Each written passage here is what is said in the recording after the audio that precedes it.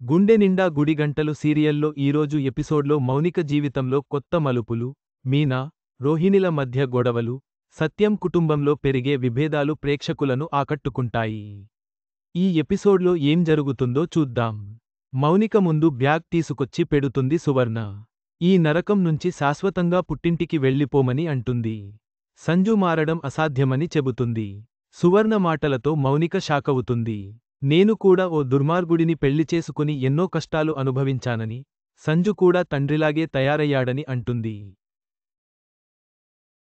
సంజును మర్చిపోయి మరో పెళ్లి చేసుకోమని మౌనికకు సలహా ఇస్తుంది సువర్ణ. తాను ఇల్లు వదిలి వెళ్లనని, భర్తను మార్చుకోవడానికి కావాల్సినంత సహనం, ఓర్పు తనకు ఉన్నాయని అత్తయ్యతో అంటుంది మౌనిక. బాలు కూడా మీనాను ఇష్టంలేకుండానే పెళ్లి చేసుకున్నాడని, కాని ఇప్పుడు ఇద్దరు సంతోషంగా ఉన్నారని, తన కాపురంలో అలాంటి రోజులు వస్తాయనే ఆశ ఉందని మౌనిక అంటుంది. తాను ఇంట్లో నుంచి బయట అడుగుపెట్టిన మరుక్షణం సంజును బాలు ప్రాణాలతో ఉండనివ్వడని చెబుతుంది మౌనిక. నా కొడుకు మారుతాడని నేనే నమ్మడం లేదు. కానీ భార్యగా నువ్వు నమ్ముతున్నావు. నీలాంటి భార్య దొరకడం సంజు అదృష్టం అని సువర్ణ అంటుంది. కిచెన్లో వంట చేస్తూ బిజీగా ఉంటుంది మీనా.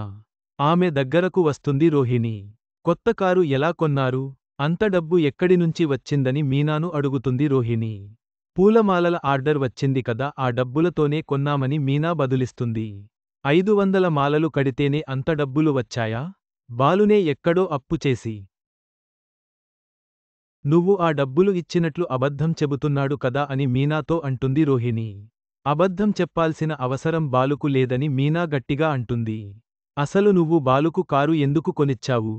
నువ్వు బాలుకు కారు కొనివ్వడం వల్ల నాకు సమస్యగా మారిందని మీనాపై జెలసీగా ఫీలవుతుంది రోహిణి. అసలు నువ్వు ఏం చెప్పాలని అనుకుంటున్నావు? నేను కారు కొనిస్తే నీకు సమస్య ఏంటి అని రోహిణిని నిలదీస్తుంది మీనా. నువ్వు బాలు ఎప్పుడు గొడవపడుతూనే ఉంటారు. అంతేకాకుండా బాలు మీ తమ్ముడి చేయి కూడా విరగొట్టాడుగా. అయినా కారు ఎందుకు కొనిచ్చావని మీనాను అడుగుతుంది రోహిణి. మా మధ్య ఎన్ని గొడవలు ఉన్నా అంతకుమించిన ఇష్టం బాలుకు నాపై ఉంది అని మీనా సమాధానమిస్తుంది. డబ్బులు ఎలాగైనా సంపాదించుకోవచ్చు, కానీ ప్రేమానురాగాలు సంపాదించుకోవడం ముఖ్యమని మీనా చెబుతుంది. అప్పుడే అక్కడికి శృతి వస్తుంది. రోహిణికి క్లాస్ ఇస్తుంది. భార్యాభర్తల పర్సనల్ విషయాలు ఎలా అడుగుతావు? ప్రతిదానికి కొన్ని లిమిట్స్ ఉంటాయిగా అని రోహిణికి క్లాస్ ఇస్తుంది శృతి. నువ్వు మీనాను చూసి జెలసీగా ఫీలవుతున్నావని అర్థమైందని అంటుంది. తన భర్తకు మీనా కారు కొనిస్తే తప్పేంటి అని అంటుంది. నువ్వు కూడా నీ భర్త బిజినెస్ పెట్టుకుంటానంటే సహాయం చేయవా అని నిలదీస్తుంది. మీనా పూలమాలలు కట్టి తన భర్తకు కారు కొనివ్వడాన్ని స్ఫూర్తిగా తీసుకోవాలి కాని ఈ పిచ్చి ప్రశ్నలు ఏంటి అని దులిపేస్తుంది. శృతి మాటలతో సైలెంట్గా అక్కడినుంచి జారుకుంటుంది రోహిణి. ప్రభావతి ఇంటికి వస్తుంది శోభన. వచ్చిరాగానే ప్రభావతిపై సెటైర్లు వేస్తుంది. మీరు ఇంటి పనులు ఏం చేయరటగా అని అంటుంది.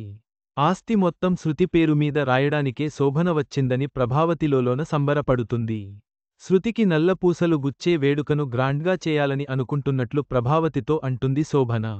శృతితో పాటు రోహిణికి కూడా నల్లపూసల ఫంక్షన్ జరిపిస్తే బాగుంటుందని ప్రభావతి అంటుంది. రోహిణికి పెళ్లై చాలా రోజులు అయింది కదా. కూతురు మెడలో పుస్తెల తాడు వేయలేనంత బిజీగా ఉన్నారా వాళ్ల పుట్టింటివాళ్లు అంటూ పంచ్లు వేస్తుంది. ఉరుము ఉరిమి మంగళం మీద పడ్డట్లు ప్రతిసారి తన టాపిక్ రావడం చూసి రోహిణి కంగారు పడుతుంది. రోహిణి, శృతి ఇద్దరికి కలిపే ఫంక్షన్ చేయడానికి శోభన ఒప్పుకుంటుంది. శోభన వెళ్ళిపోగానే, నల్లపూసల ఫంక్షన్కు మీ నాన్నను నువ్వు తీసుకురావాల్సిందే, పుస్తెల తాడు తీసుకురావాల్సిందే రోహిణికి ఆర్డర్ వేస్తుంది ప్రభావతి. తన బాధను మొత్తం విద్యతో పంచుకుంటుంది రోహిణి. నల్లపూసల ఫంక్షన్ సమస్య నుంచి ఎలా బయటపడాలో అర్థం కావడం లేదని టెన్షన్ పడుతుంది. నల్లపూసల ఫంక్షన్ను అడ్డుపెట్టుకుని సత్యం ఫ్యామిలీలో గొడవలు సృష్టించాలని శోభన, సురేంద్ర ప్లాన్ చేస్తారు. బాలును రెచ్చగొట్టి రవి, శృతిని తమ ఇంటికి వచ్చేలా చేయాలని అనుకుంటారు. అక్కడితో నేటి గుండెనిండా గుడిగంటలు సీరియల్ ముగిసింది.